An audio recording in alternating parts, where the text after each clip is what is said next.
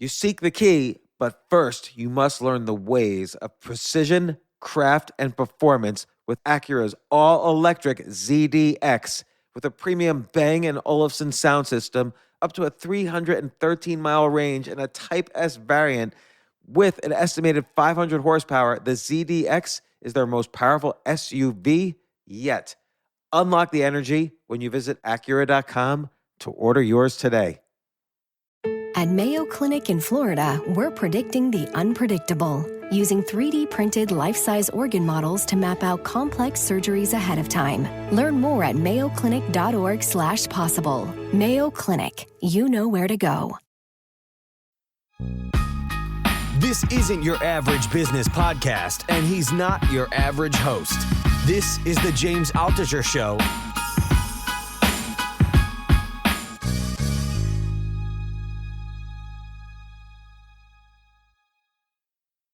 A few weeks ago, I was talking to Tim Collins, who has been on this podcast before. He's talked about NFTs and crypto and so on this podcast before. I was talking to Tim Collins, and I never was really that into NFTs, but Tim got me super excited about the potential for, and I guess they'll describe the differences, but something called Inscriptions and Ordinals, which is like what NFTs are to Ethereum.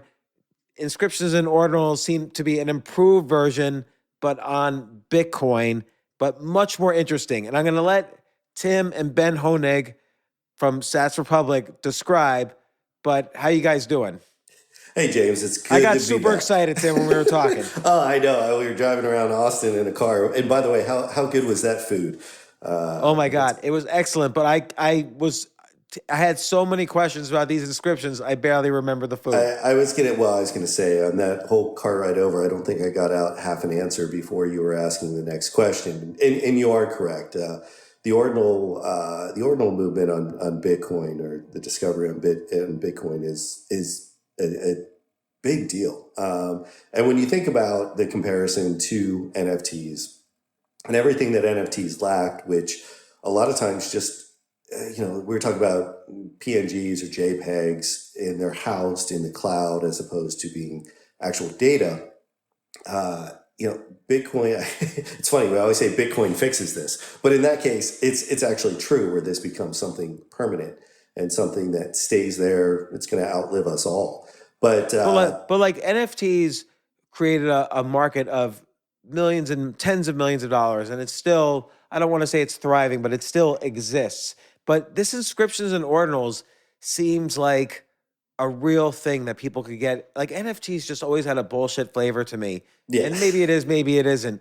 But this seems like really real. And maybe you could, guys could describe a little more what it is, and then how one could make one and why one would make one, and so on. Well, let me do this. We'll start. I'm going to turn it over to Ben here and introduce Ben. Ben, I met through the Pizza Artifacts Ordinal collection, which it was actually the second thing I ever inscribed, and it was the first collection that was ever done on the exotic pizza sats. If you think back to, gosh, when was that, Ben? The first pizza May that was 22nd. purchased using 2010.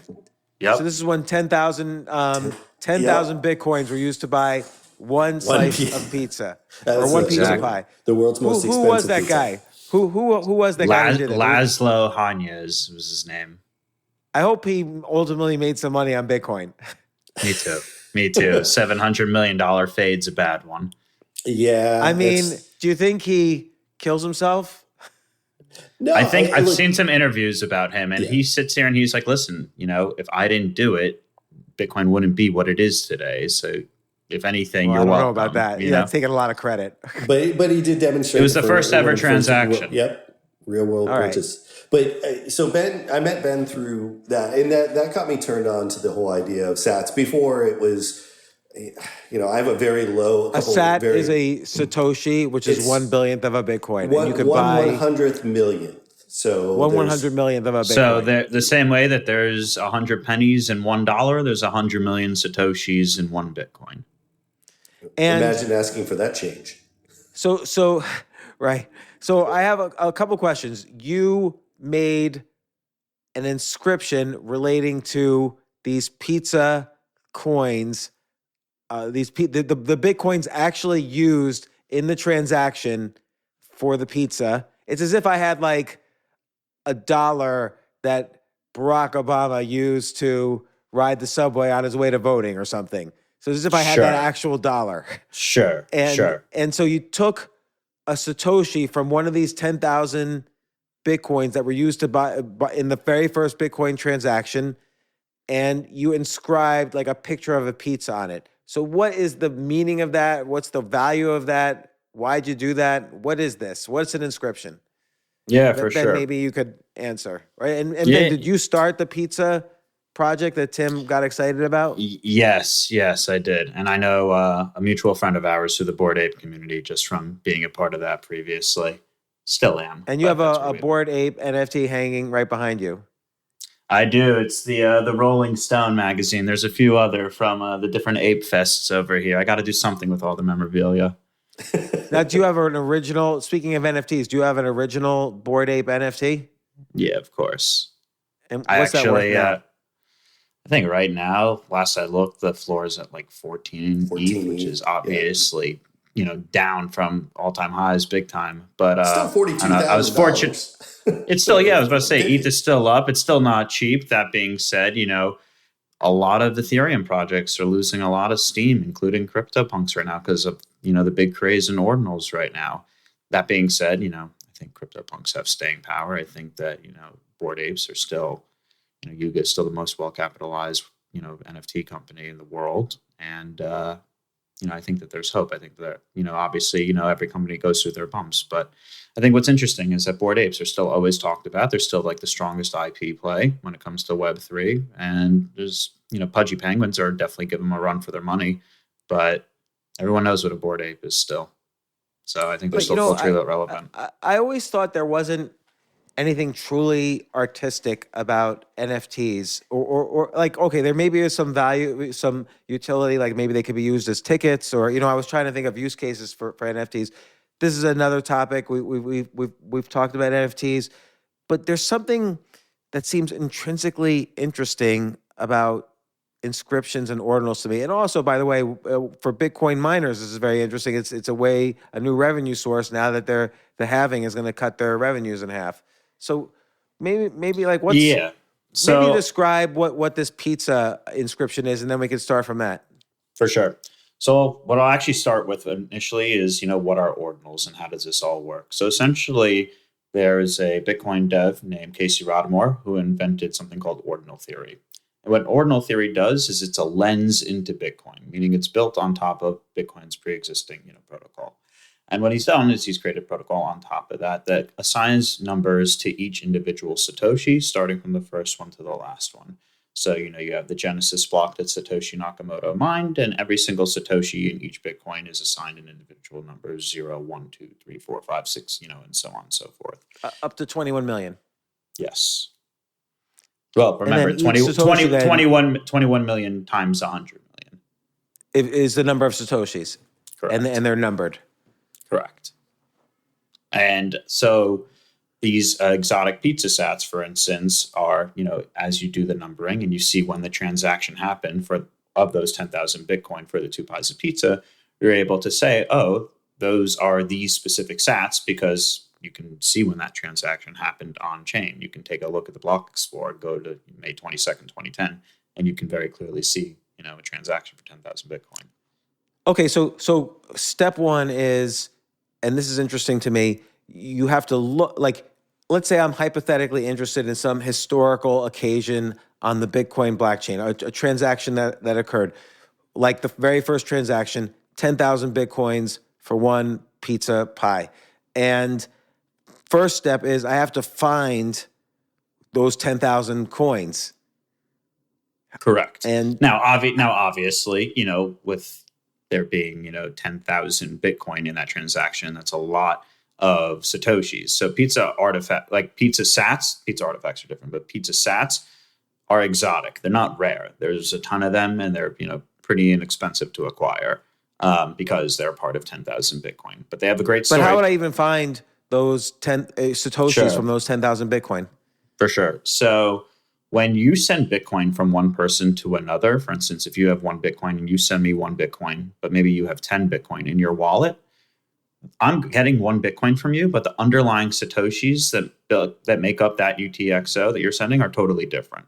So what people do is they'll sat hunt. So for instance, I'll take 10 Bitcoin and send it to Coinbase, and then I'll withdraw it back.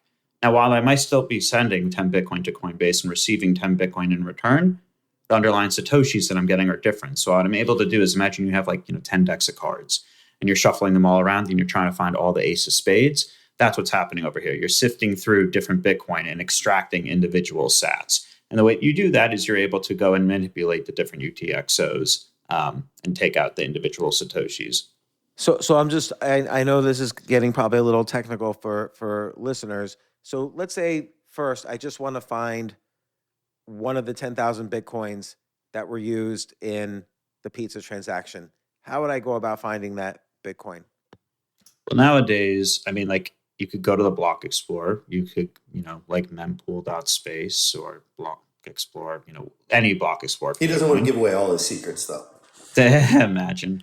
But you just, literally go scroll back, or if you're, writing some code, you can query the indexers and find that exact date and find the transactions that happened on that And what date. if someone owns that Bitcoin right now? What if that's buried in some wallet somewhere? For sure. So there's really cool tools that you can go to, like satting.io, that allows you to copy and paste a wallet address, and it'll tell you the Satoshis in that wallet. Another great place to go is a rare sat marketplace called Magisat, magisat.io, and you can put your wallet address in there, and it'll show you the actual rare and exotic Satoshis in your wallet. And these can be pizzas, or for instance, a really popular one are the Block 9 sats or the Block 9 450Xs, which are the first transaction to ever happen on Bitcoin, period. This is when Satoshi, that's I just bought some Satoshi. of those. Satoshi sent money to Hal Finney. He sent 50 Bitcoin. So you could And have so a Block 50 9. times 100 million Satoshis exist from that very first transaction.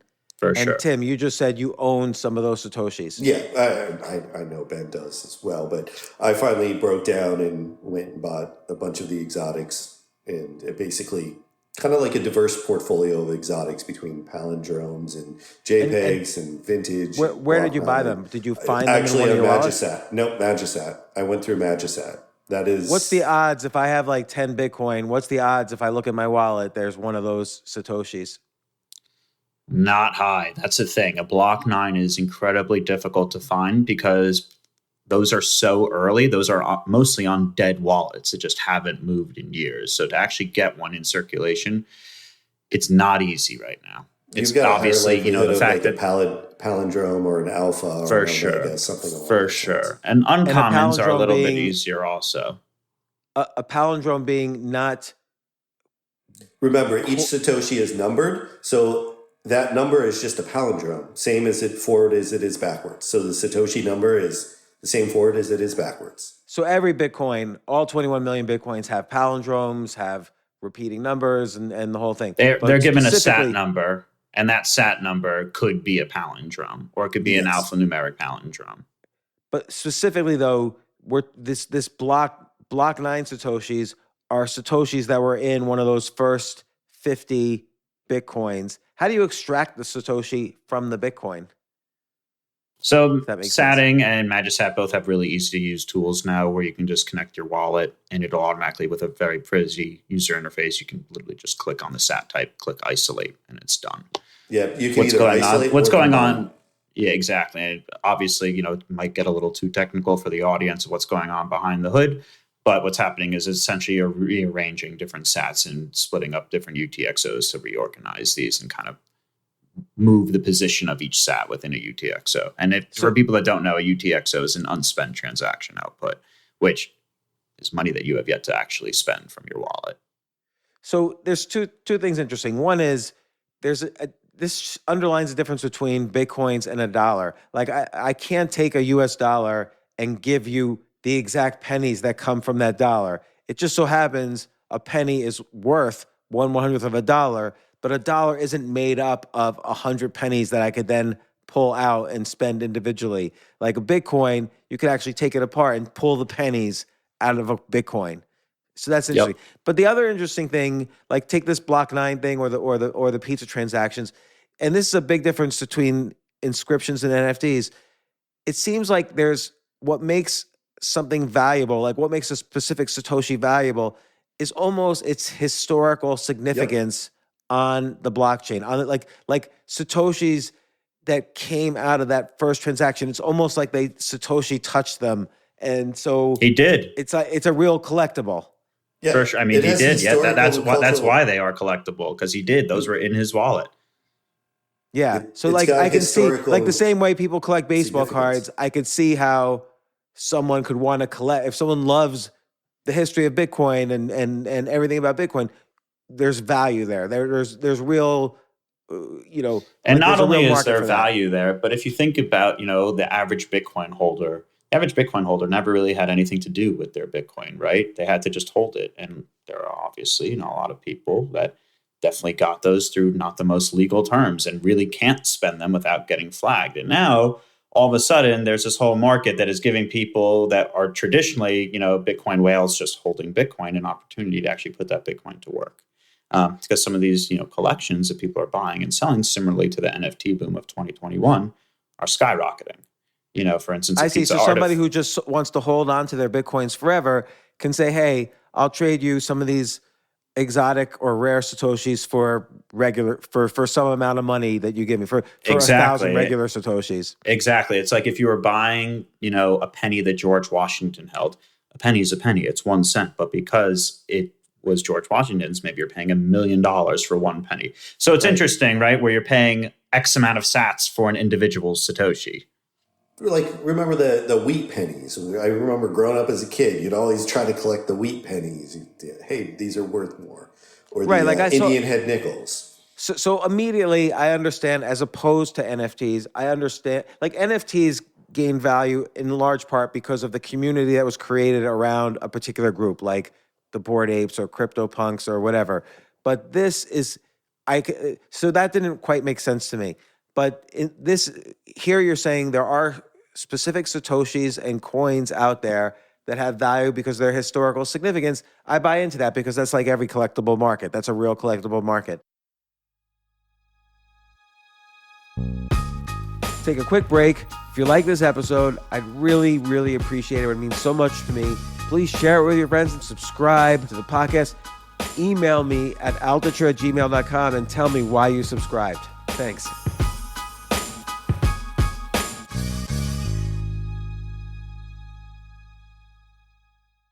Yes, it's totally true.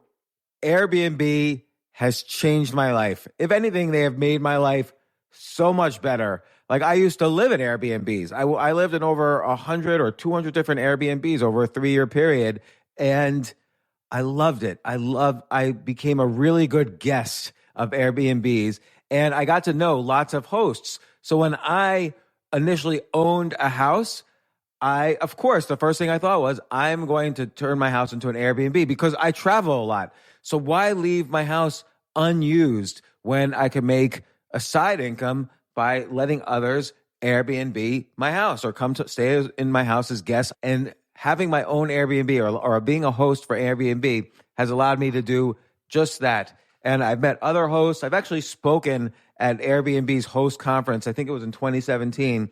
I met so many just nice hosts. It's a great community. And I love, turning my own home into an Airbnb. Like, I'm traveling to Austin next month.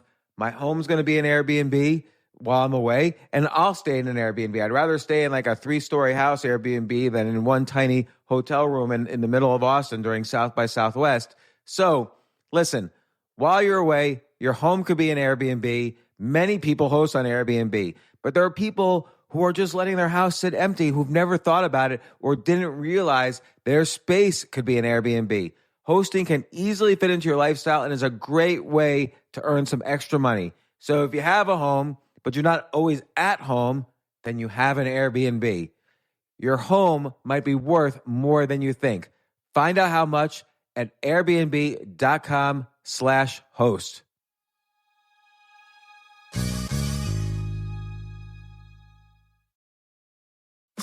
1 in 8. That's how many people have worked at a McDonald's. who serve millions the best Big Mac and best birthday party they've ever had. Who haven't just seen kids graduate from a Happy Meal, but have gotten help graduating themselves. Because they know the skills learned here Bienvenidos. Welcome to English Under the Arches. can Por help you favor, grow abra- from here or keep growing here. Hi, welcome to 1 in McDonald's. 8 start at McDonald's. And when you start, stays with you. Now, what does it mean now to then inscribe, and why are some Satoshis worth more than others, and so on? For sure.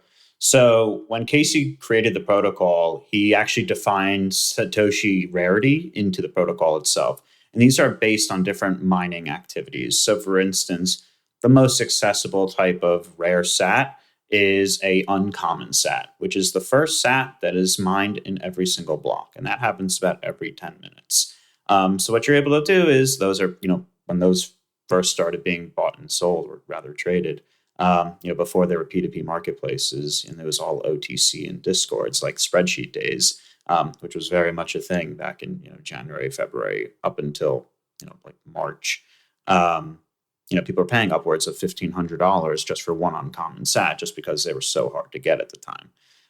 Now they trade for around $200, but the prices are usually very volatile, and as you inscribe on them, the supply of them is deflationary. Because once you inscribe on a sat, you can't uninscribe it. So it kind of takes it out of circulation. But So you could modify the inscription, though, right? you can reinscribe a sat. You can't modify the pre-existing one. It's fully immutable. So like, for instance, what I could do is I could have an inscription, like a PFP that evolves, right? Like I could have, for instance, Pizza Ninjas is a really neat project where what they do is, they have hit this thing called the sat endpoint, which allows you to take your current pizza, inscribe new art on top of it, and then it can display the latest index of what's inscribed. So the most recent thing gets displayed to the public as opposed to like the first thing. And that you can do. Okay, so backing up a second. So in this guy Casey's ordinal theory, he basically said certain Satoshis and Bitcoins are worth more than others. For instance, the first Satoshi that is mined in a particular block is more valuable than other third one. Satoshis. Yeah, Correct. the Third first one. the fourth. Correct. And I didn't know this, I guess, but Satoshis, when miners are validating a transaction, they mine it one Satoshi at a time. They're mining a block at a time. And a block, you're given a reward, for instance. Right now, you're given 6.25 Bitcoin as a reward for mining a block. And then after the Right. halving, obviously, that's going to be 3.125. So that's another interesting point, actually, is that at this current halving, there is what's called an epic sat that's going to be mined, which is the first sat mined at each halving block. And currently, there's only 3 in circulation right now. So they're incredibly rare because there's only been 3 halvings. Now there's a 4th. And not only is there a 4th, but Casey is launching a new protocol called Runes, which is essentially enabling for shitcoins or meme coins on Bitcoin. This is the whole idea is to make the world's grandest casino. And it gives people the opportunity to deploy their own tokens onto Bitcoin. So, and that's also happening at the halving. They can take a block and they could say every Satoshi on this block is James coin. Well, it's a little bit more technical about what happens there. What he actually does is you store this data in what's called an operatern. And then you actually store things in the transaction output, but that's getting way too technical.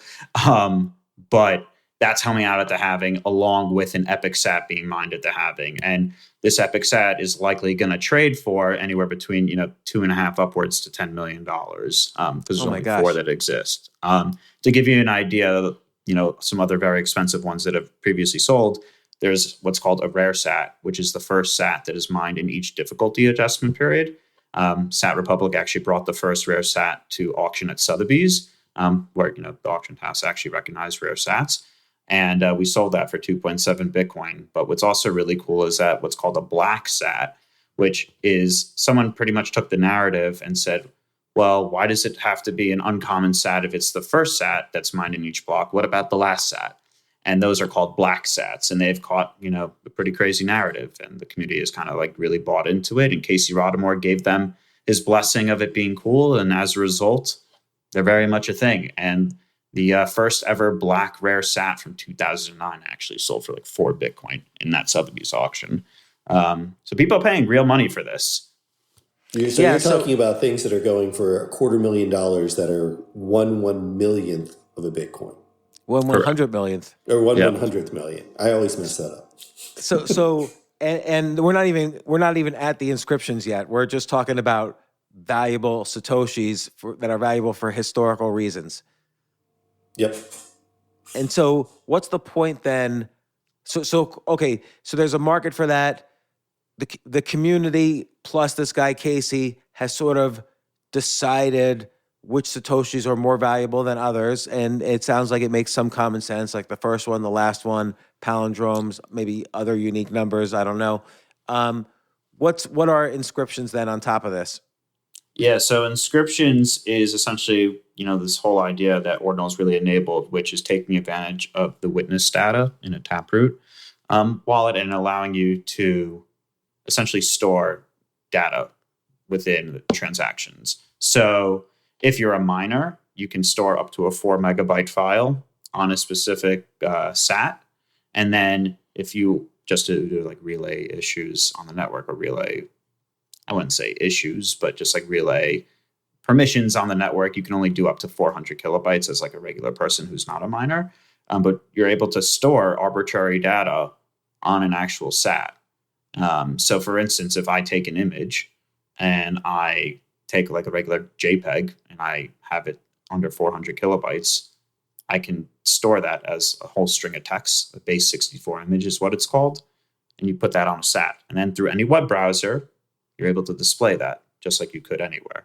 And that applies to not just images.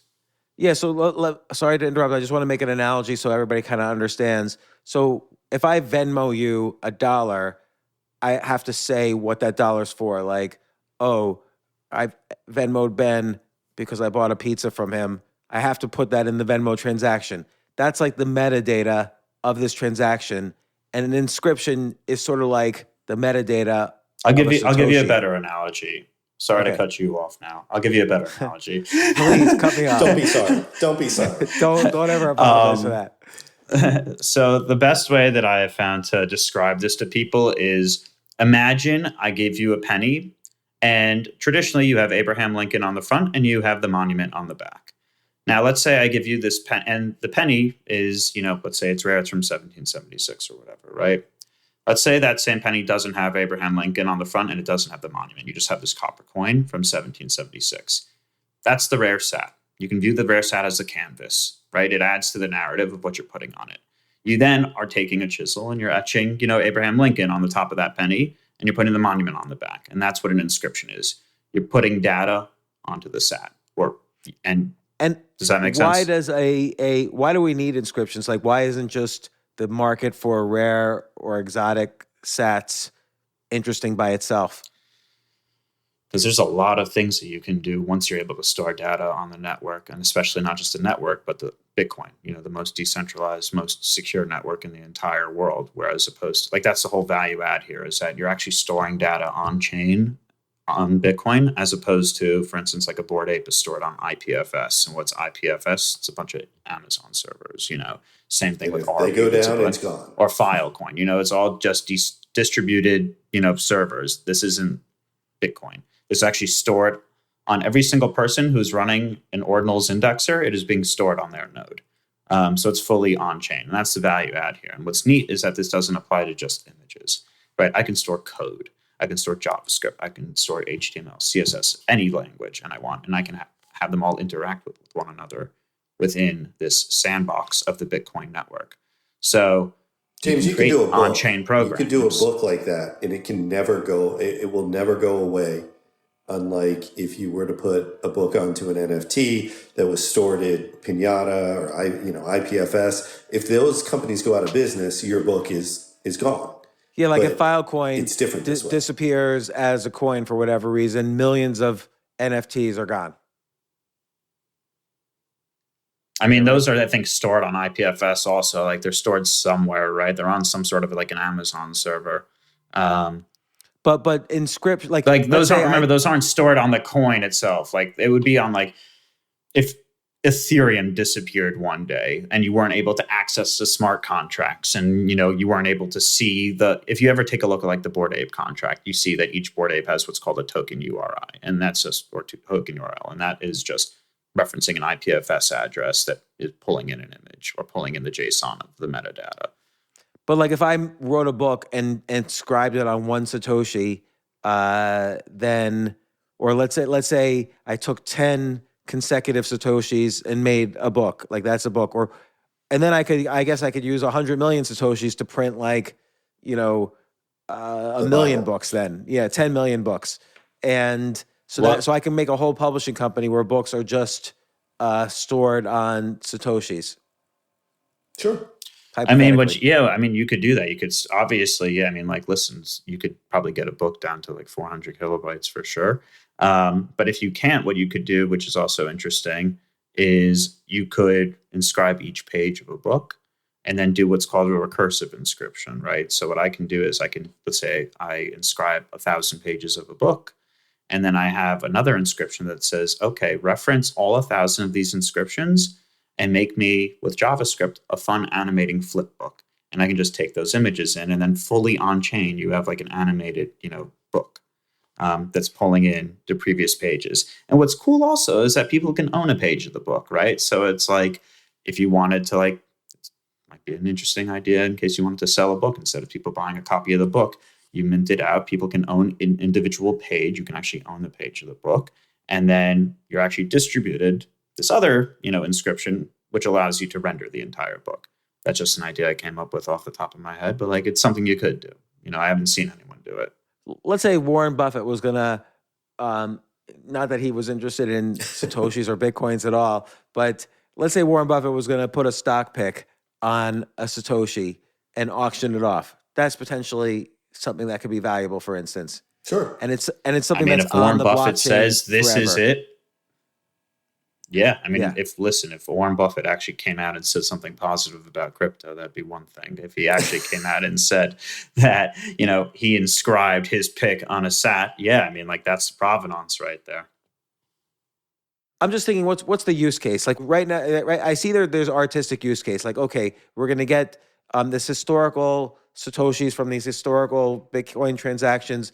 We're gonna make some image on it to give it a little bit more artistic value. And now we're going to sell it. What are some other things that could happen with? Honestly, when we looked at NFTs, like with birth certificates, college graduations, high school diplomas, work much better on a SAT because they're all on chain and you don't have to deal with Amazon web server going down and all of a sudden I don't have access to my data anymore. Right, and it seems like it's less friction to find. I mean, it could be in your Bitcoin wallet. Yep, very simple. Sorry, As I didn't opposed mean to to cut an you off, NFT. Ben. No. I know you had some other ideas too. It's what I would say is it's a more true form of an NFT because of its immutable provenance on the Bitcoin network. And the truth of the matter is Ethereum going to be around forever? Probably. Ethereum is obviously an incredible, smart contract platform. That being said, there's Base, there's Arbitrum, there's Optimism, there's all these L2s, there's Solana, there's Sui, whatever the hell there is. And I have no idea what the hell is going to last in the next 10, 20, 30, 40, 50 years. But I definitely can assure you that Bitcoin will be here. And that's why it just makes most sense. If you're going to store something on chain, it might as well be on the most decentralized, most secure network in the world, which is the king of all cryptocurrencies. What's neat in terms of an everyday use case and more than just, inscribing images is, back to things you can do with code, for instance. Long form generative art has been really having an interesting moment as well, because what you're able to do is that people have inscribed, for instance, the P5JS framework on an individual Satoshi. What you're able to do is, as an artist, you're able to code your generative art and have it reference that P5JS inscription. The same way if you are writing code on your computer and importing p5.js from a library, you're importing it the same exact way, but it's all on the Bitcoin network, right? So it's not hitting any external sources. And you can do really neat things like you can reveal the art or have the seed to that generative art be a specific block, right? And have a delayed reveal, for instance. So let's say we're minting at block 840,000, which is the halving. I can make it so if maybe I have a collection of 100, one is going to reveal at 840,001, 840,002, and a fully on-chain delayed reveal with the block itself being, the seed, which is like, I think really, really cool. There's other use cases as well. People are making, like MIDI systems so you can generate music on chain. I mean, like, we're at the tip of the iceberg right now. Like this has only been around a year. And so like, what do you see? Like, let's say someone's listening to this, doesn't quite understand everything you're saying. How can they think about this in terms of like, I want to get involved early in this because I didn't with NFTs, and what's something creative they could do? What are creative? How are you making money right now with this? Other than your company. Yeah, for sure. Yeah, for sure. Obviously, like we've definitely generated revenue, building SatScribe, which was the first inscription platform for rare and exotic sats. Obviously there's tons now, but this was back in June when we launched it. Obviously pizza artifacts do well, and we have this new platform that we're rolling out. So with the pizza one, you took rare sats, like the first sat from one of the 10,000, that was Bitcoins. Exotic sat. They're considered exotic sats. Okay, you took an exotic sats from the 10,000 Bitcoins. You inscribed something that made whoever sees this inscription aware that, hey, this is a Satoshi. This is an exotic sat from one of the Bitcoins from the very first that pizza transaction. And what are one of those Satoshis worth right now?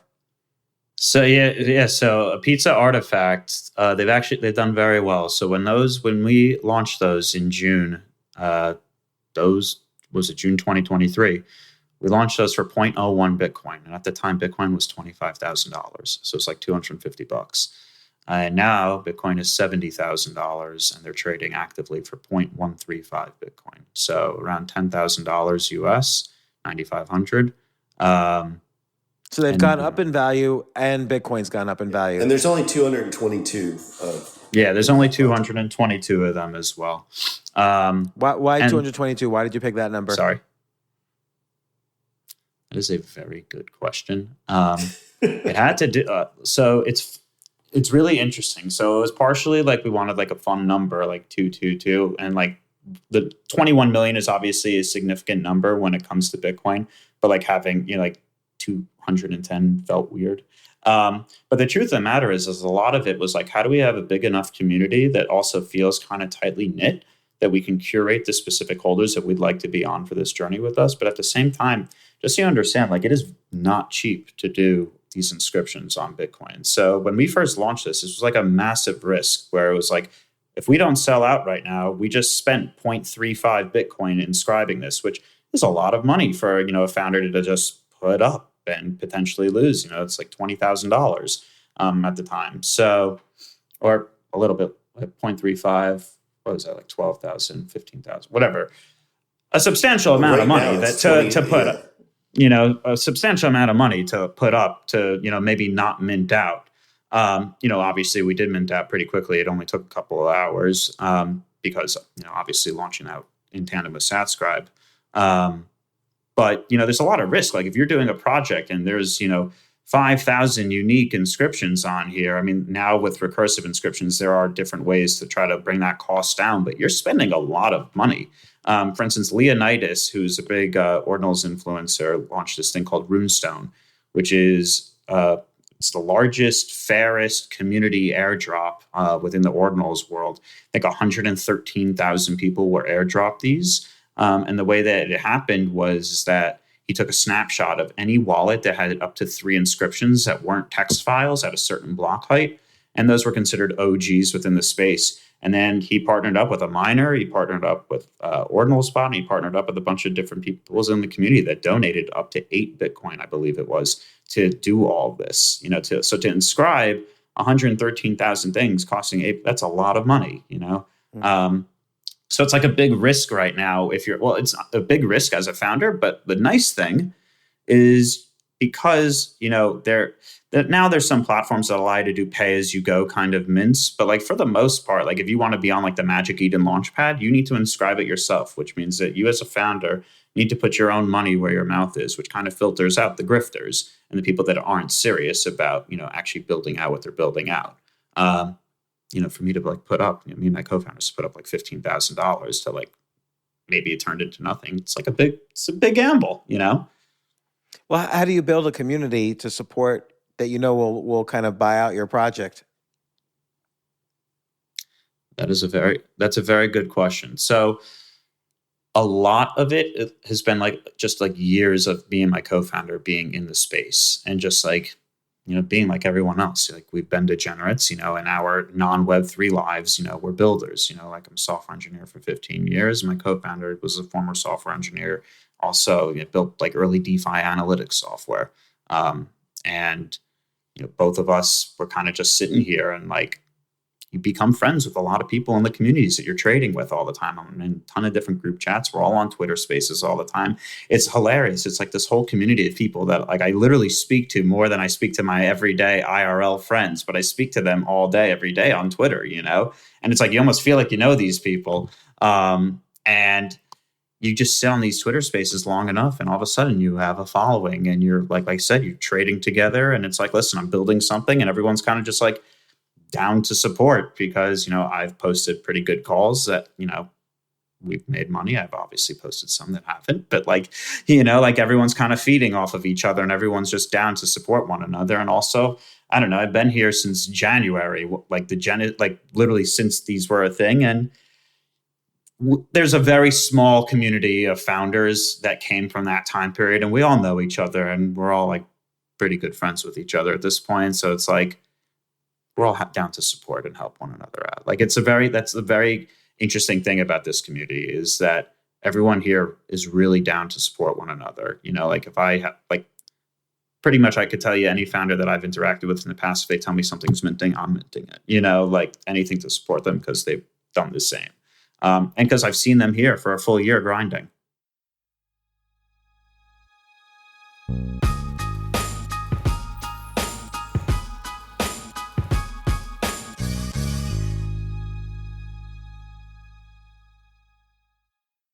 I remember last year I was asked to go speak at the Norway Business Summit, and I was so excited because side by side with the Business Summit was the Norway Chess Summit, where I would get to see in person Magnus Carlsen, the best chess player ever, playing chess. But it was 4 plane rides, to get to the city that ultimately I would go to. So I really did not want to fly for 14 hours, and they were willing to pay for everything for me. So I at first class. So I didn't want to fly for 14 hours and not be first class. So I had to hurry up and get on the phone immediately to get those first class tickets to a chess tournament in Norway. And listen, this is just like when, you have to know when you want the best of anything, you have to act quickly or someone else will get it instead. And I did not want those seats to fill up. So it's like if you're hiring for your business, you want to find the most talented people for your open roles before the competition scoops them up. I just was talking to a friend this morning where he was trying to decide between some programmers and he waited a little too long and both the programmers he was interviewing took other jobs, great jobs. So, what's the best way then to hire the best as quickly as possible? ZipRecruiter. ZipRecruiter finds qualified candidates fast. And right now, you could try it for free at ZipRecruiter.com/James. Just try it and see. You'll find out. So ZipRecruiter's powerful matching technology takes center stage to identify the top talent for your roles. Immediately after you post your job, ZipRecruiter's smart technology starts showing you qualified people for it. And I know this because one time I signed up as an potential employee on ZipRecruiter, and I got nonstop. Even though obviously I wasn't looking for a job, I love what I do, but I just wanted to see what would happen because they were a sponsor of my podcast. And the most interesting jobs would pop up in my emails hey, you're qualified for this or that. And so it's interesting to see. So just go there and try it. Try ZipRecruiter.com/James. Amp up your hiring performance. Now, this is more for if you're hiring, but amp up your hiring performance with ZipRecruiter and find the best fast. See why 4 out of 5 employers who post on ZipRecruiter get a quality candidate within the first day. Just go to this exclusive web address right now to try ZipRecruiter for free. ZipRecruiter.com/James. Again, that's ZipRecruiter.com/James. ZipRecruiter, the smartest way to hire.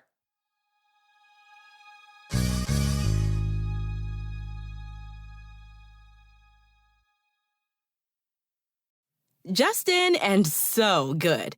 Thousands of spring deals at your Nordstrom Rack store. Save big today on new arrivals from Kate Spade New York, Nike, Sam Edelman, Free People, and Madewell, starting at only $30. Great brands and great prices on dresses, denim, sandals, designer bags, and more. So rack your look and get first dibs on spring styles you want now from just $30 at your Nordstrom Rack store. What will you find? And so there are some, again, there's tons of Satoshis, or not tons, but there are these exotic Satoshis that have, let's call it, some intrinsic value regardless of who's selling it. Then there's inscriptions on rare Satoshis or exotic Satoshis of various Bitcoins. And it's the art plus the historical transaction aspect that give it extra value. Plus and the community. Yeah, the community around the founder of it. And then what do you think is the next generation of that? Like, again, how's the everyday person going to get involved? How is this going to break out of the close-knit community? It's a great question also. And this is one that I think a lot of people are spending a lot of time solving. It's something that I think about often. I think that the way that you do it is you need to have products that are seamless to use this is the test that I use. If my mother can use it, I know it's good for the public to use it. My mom is like 64 years old. She probably would hate me saying that on a podcast right now. No, I agree with you completely. I think that's the litmus test for crypto in general, by the way. It's 64-year-old. Which no one listens to. Right. But it's better now. I'll tell you, we're having this conversation in let's say 2017 or 2016, I felt the Bitcoin community didn't want 64-year-olds to use it. Everybody was quote unquote hodling. They had their own language. And if you didn't speak, it's like internet users in 1993 when AOL opened up internet news groups to their members. Everybody, all the academics on the internet were very upset. And I feel crypto has morphed now into people understand that you need wide use of a currency in order for it to be used. It needs to be simple to use.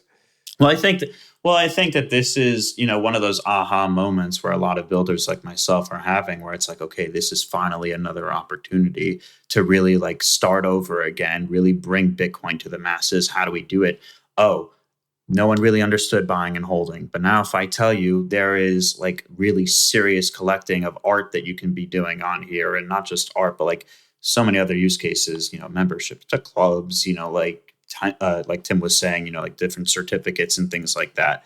Now that there is actually a use case and an opportunity to actually put your Bitcoin to work, you have these moments where it's like, okay, well, how are we going to make it super easy to do that? So, for instance, like I said, I've been building mobile apps for the past 15 years. That's kind of like my bread and butter.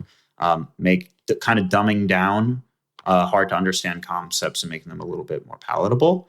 And that's what I'm focusing on right now, is building very strictly mobile first infrastructure. Everyone goes to the web and everyone likes to do a Google Chrome extension or a website. The truth of the matter is everyone's on their phone, and even most 64-year-olds know how to use an iPhone these days, because you can't even park your damn car without scanning a QR code from an iPhone app. Apps are everywhere. So you might as well have a very easy to use app that allows you to very quickly, for instance, trade your runes, collect your rare sats, see what your portfolio is worth, the same exact way that you could download Fidelity and do it there. So that's what my focus is on right now, is how do I make it super easy for the everyday collector to get involved. And the big argument against NFTs was just that, hey, this is just a JPEG. How come I can't just cut and paste this into a file and print it up and put it on my wall? But this solves that problem, because these are Satoshis that are verifiably part of some important historical thing, like the first Satoshi mined after the halving or whatever. Listen, the truth of the matter is you could still right-click save an image, right? you could still right click and save the image. Yeah. But like at the end of the day, you know, like you right click saving an image and not having the wallet or not owning the private key to that wallet, you don't own it. It's the same kind of idea as NFTs. So I don't think it's much different in that regard, where like right click save movement is still a thing. But I think that like if you take a look at where the world's going right now, you see like the Quest 3, you have the Vision Pro, you see a full world where we're going to be living in this like AR, VR kind of mixed reality. And eventually that's going to gravitate to like a Google Glass, which was a little bit premature for its time, where you're able to actually, you know, see, I could walk down the street and see digital ads on a building the same way if I'm watching like a hockey game, I can see the digital ads around the boards, you know, like we're about to be living, and especially with Neuralink, like all these things sound crazy, except for the fact that it's, you know, you're seeing a guy with cerebral palsy playing, you know, chess with his mind, you know, from Neuralink's latest video. And then you realize very quickly, oh shit, I don't know if I'm allowed to say that on this, but like, this is where we're going. We are going to a digital first world. And, you know, owning something in the digital, like if you ask a kid right now, what would you rather do? Would you rather like own something in the physical world or buy something in Roblox? They'd rather buy something in Roblox, you know? Right. But the difference with the NFTs and the inscriptions is that literally the canvas you own it on, an inscription on, has value, because that canvas is a very particular Satoshi in each case. Whereas the NFTs, that's true. I mean, like that's the fun thing. They're never going to zero. Important. As Bitcoin goes up, the value of a sat goes up, right? You know, that's just the way that it works. So like they're technically, unless Bitcoin goes to zero, they're not going to zero. Go up more. Right. So I'm just wondering, like, what's the range of creativity? Like, I bet you there's going to be an opportunity where some artist or somebody who's creative in some other way is going to come up with an idea of inscribing that's going to have value outside of kind of the crypto Twitter community where everybody knows each other. Like, I feel like there's going to be a growth point here that didn't happen with NFTs. It's so early that it's much more possible. Also, you have the learning curve from the NFTs. You can see where a lot of projects went wrong, where some projects went right. The other thing in order to support some of these early movers is we're seeing a lot of airdrops in order to reward early adopters of ordinals, the upcoming runes, exotic sats, rare sats, uncommon sats. So we are seeing like the early project founders saying, look, if you've supported me or if you just supported the community, I'm going to reward you just to keep the community growing. We saw that a little bit in NFTs, but not very much. It was very much this community is closed and this community is closed and this community is closed and you got to buy this in order to be part of our club. With ordinals, we haven't seen that, especially with runes coming up. We haven't seen that. It's if you're a here, you know, we're going to reward you. Runestone, which, you know, there were guys in some of my communities that got dropped runestone, and we weren't super active in ordinals, but we did inscribe some ordinals very, very early, sub 445,000 inscriptions. Now we're at like 70 million. So it was very early. Those guys got an airdrop. That airdrop now is worth like $7,000 or $8,000. What is it? They're trading for like 0.09 Bitcoin right now per Satoshi. This runestone, and that was just for doing 3 inscriptions, and I think they spent $90 to do 3 inscriptions, and now they have an asset that's valued at over $7,000, $6,000. Obviously, the values change. And they're in line to receive some upcoming additional airdrops, it looks like. So this community is very supportive, very different than NFTs. I went on this site, Ordiscan, and it says basically there's like 68 million inscriptions. Who are these 68 million people? Or not people, obviously. People are doing more than one inscription. But like who? Actually, I'm looking at all these so a lot ones. of these inscriptions... I don't know. It could, if you're looking, we are defined like as an actual collection. If you search pizza artifacts on Ordiscan or on Magic it's Eden, PIZA. we're like that, or Oh, no. This is You're going to want to look at Pizza. pizza artifacts, Pizza. We spelled pizza the right way. These people are trying to just make money off you, maybe. That's basically what it is you have some of these, provenance is a big deal in Bitcoin lore and Bitcoin history. And so like what drew me to Pizza Artifacts is it was the first organized project that minted on pizza sats. And so now, I own one of the pieces that is a Genesis collection on pizza sats. Any other ones coming on pizza sats are going to be second, third, and on down the line. And we know from everything that goes on in collectibles and in history, being first matters, and being first has a value. So to give you an idea, like the first ordinals collection period, which is sub 1,000 inscriptions. Again, we're at 70 million now. Sub 1,000. They have a floor of like 2.5 Bitcoin. And actively going for like 2.5 to like 5 Bitcoin.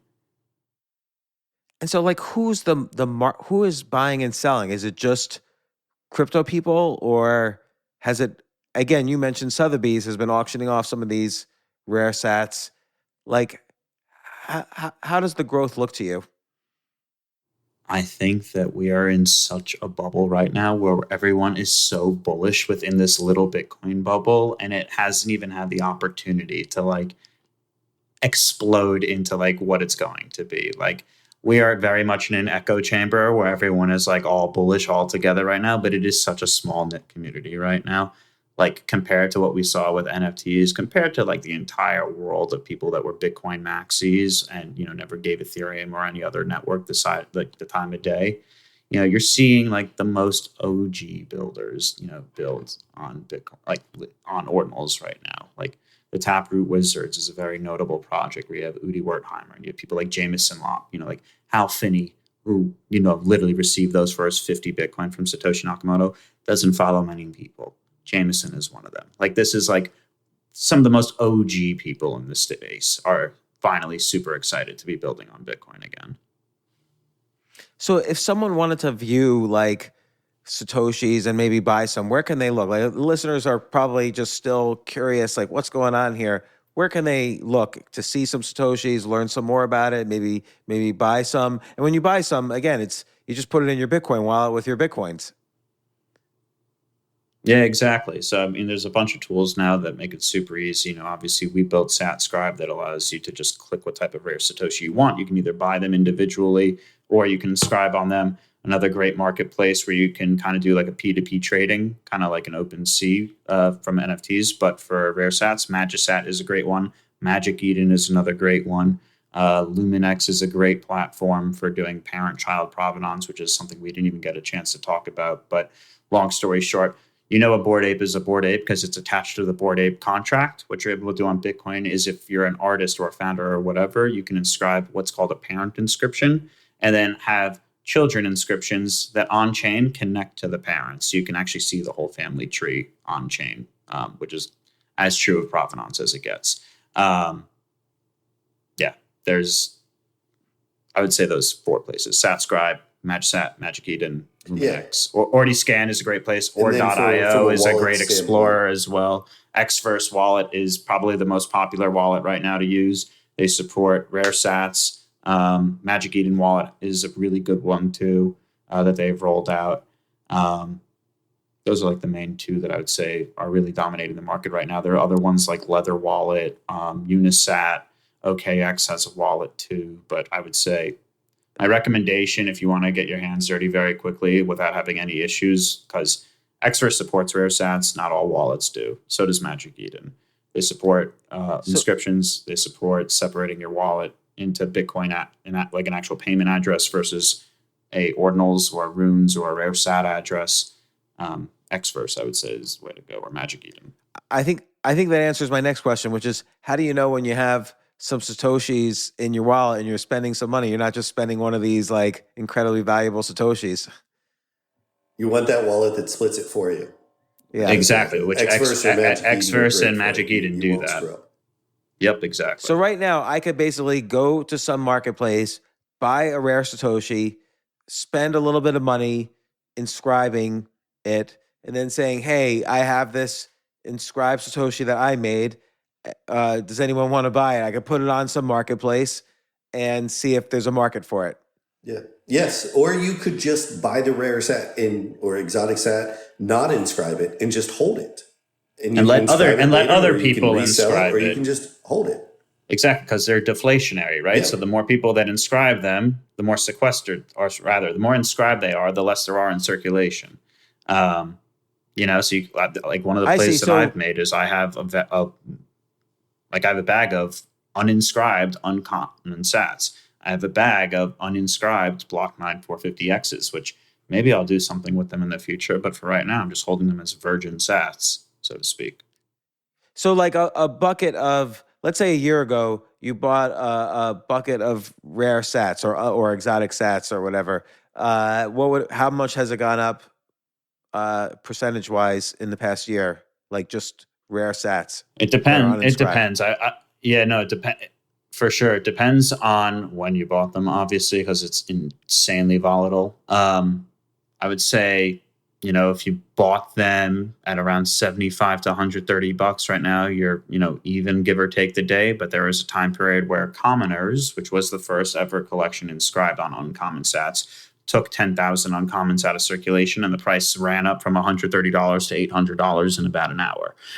So like there are different catalysts that I would say change the volatility of that right now. It's also, like I was saying in the beginning of the podcast, that it was significantly harder to acquire them, which when they were more expensive versus now where we have peer-to-peer marketplaces like Magichat and Magic Eden, where you can very easily buy and sell these, and the free market has dictated the price. So if you bought at the top, you're definitely down right now. But this is very much like a long-term play. But also, again, the average person, even involved in crypto, doesn't know anything about this. Even though it might be common in your community, I can tell you, like I'm involved in crypto every day, and I don't really know that much about the whole ordinal world.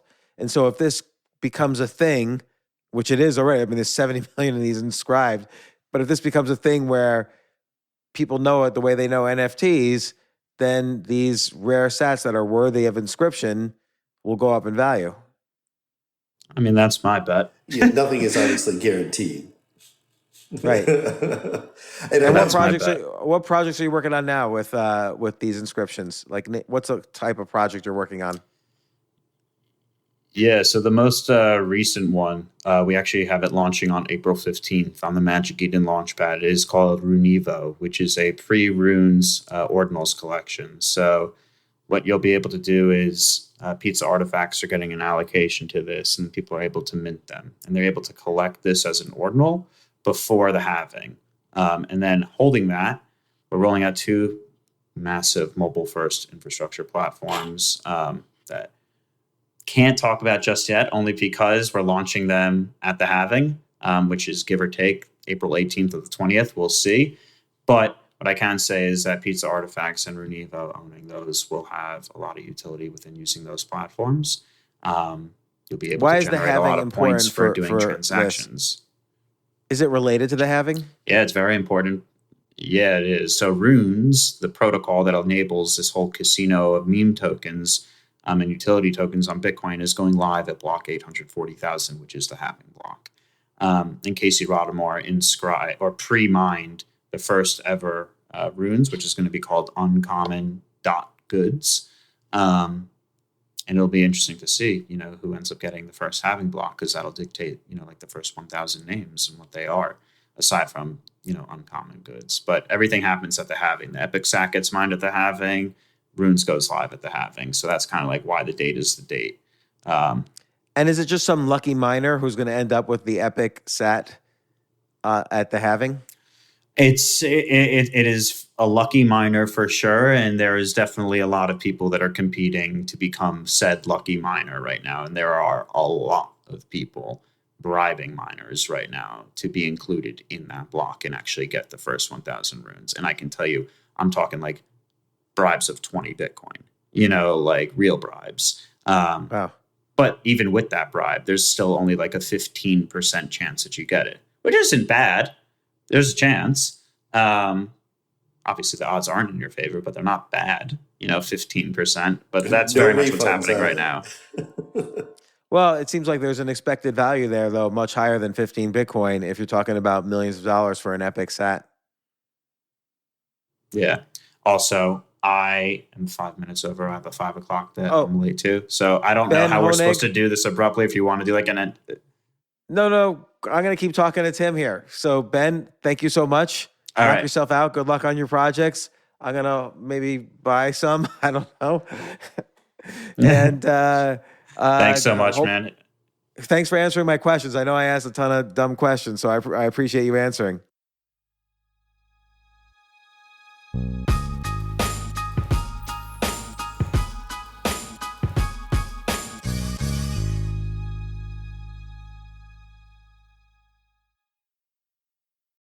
Justin and so good. Thousands of spring deals at your Nordstrom Rack store. Save big today on new arrivals from Kate Spade New York, Nike, Sam Edelman, Free People, and Madewell, starting at only $30.